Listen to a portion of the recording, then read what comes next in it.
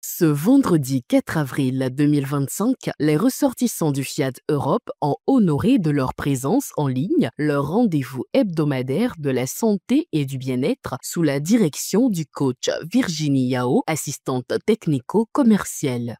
Je m'engage Je m'engage à être si fort que rien ne peut perturber ma paix intérieure. I commit myself to be so strong that nothing can disturb my inner peace. Pour entamer la soirée, hommage est rendu à l'association Fiat Monde en français et en anglais avec le coach chinois Fina Udekwe, styliste modéliste en prêt-à-porter féminin, pour ensuite recevoir des décrets de bienvenue chaleureux du coach Marielle Caman, médecin psychiatrique. Merci d'avoir choisi la bonne part. Nous sommes absolument au bon endroit pour attendre la bonne chose au bon moment. Venez remplir vos paniers et je vous décrète pour la soirée une formidable et solennelle bienvenue. Ainsi bien installés et prêts à recevoir les enseignements de la soirée, les élus de ce soir ont reçu l'unique exhortation délivrée par le coach Farid Katakbaou Touré, infirmier d'État ayant pour thème la confiance en Dieu. Dieu sait ce qu'il y a de bon pour nous. Ayons cette confiance en Dieu et vous allez voir que beaucoup de choses vont changer dans votre vie. Aujourd'hui, je regarde ma vie et je me rends compte que j'ai réalisé beaucoup de choses que certains ont pris des années, des vies et ils n'ont pas pu réaliser ça parce qu'ils n'ont pas su lâcher prise au bon moment. Ils n'ont pas su donner cette confiance en Dieu pour que ce qu'il a prévu pour eux arrive dans leur vie. Lâcher prise et Dieu fait le reste. Premièrement, il va falloir identifier un domaine où vous avez du mal à lâcher prise. Ensuite, remettez-le sincèrement à Dieu. Faites des prières sincères. Et enfin, fais ta part et observe la magie de Dieu dans ta vie. La thématique au cœur de cette rencontre est intitulée « Pour vivre autre chose, il faut faire autre chose ». Il a été développé par le coach Georgette Midorumbe, docteur en sciences politiques. Les mêmes causes produisent les mêmes effets. Si nous souhaitons transformer notre vie, il est impératif de modifier nos comportements. Cette réflexion s'applique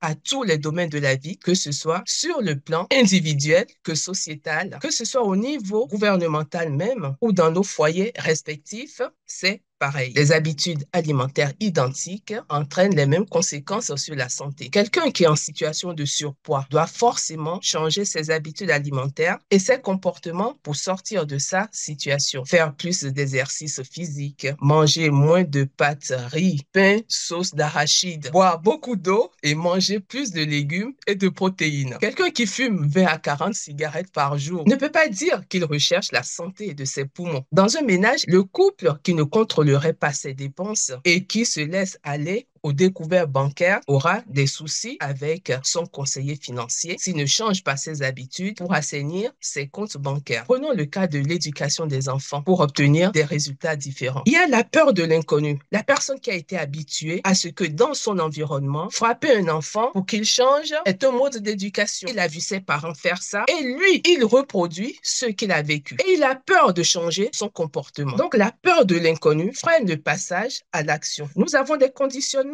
culturels et familiaux qui entravent des transformations personnelles. Lorsqu'on a toujours vu et entendu autour de soi toute sa vie que frapper un enfant apporte des résultats, les parents concernés ont du mal à penser autrement, à faire autrement. Donc, aux parents qui agissaient comme ça, ne réfléchissez pas trop. Sautez pas joint dans le changement d'éducation des enfants et vous verrez des changements auxquels vous n'auriez jamais pensé possible. Les méthodes autoritaires basées sur la discipline stricte peuvent engendrer un manque de confiance en soi et donner des blocages émotionnels. A contrario, une absence de limites claires peut, à l'inverse, conduire à un manque de repères et à des comportements indisciplinés de l'enfant. Des hommes ont été éduqués aussi dans des couples qu'il était normal de porter la main sur leur partenaire de vie. Et puis des femmes aussi qui piquent aussi des colères noires parce qu'elles ont vu leur partenaire avec une autre femme. Donc pour elles, le mode d'expression, ce sont les cris. Mais ce genre de comportement n'apporte pas de changement la plupart du temps. Donc, il faut essayer de nouveaux comportements pour avoir le partenaire rêvé. Quand on a peur de faire quelque chose, le PM dit, jette le filet. Je fais quelque chose qui ne va pas. Le coaching me demande de faire quelque chose d'autre, alors j'y vais. J'y vais et puis je verrai ce que ça donnera. Jetons le filet. Quand on nous demande de faire quelque chose d'autre. Chaque parent, en éduquant son enfant, doit réfléchir à l'adulte qu'il veut voir être ultérieurement. Il faudrait encourager une discipline positive, poser des limites claires tout en valorisant l'enfant, pratiquer l'écoute active et le dialogue pour développer la confiance mutuelle. Ainsi, quand il y a des soucis, l'enfant viendra facilement vers le parent plutôt que d'aller voir des amis dehors qui vont donner des conseils qui ne donneront pas de bons résultats.